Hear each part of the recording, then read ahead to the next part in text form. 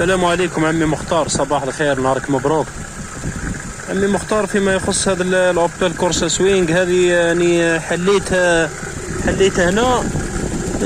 لقيت الماء، لقى الماء في هذا المقفال هذا، ودرك نسمع في هذا الصوت هذا اللي راك تسمع فيه هذا.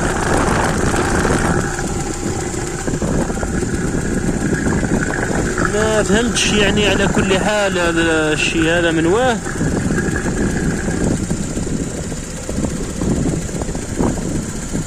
نسمع صوت تقربيع هكا في الموتور والله ما نعرف يعني على كل حال. ما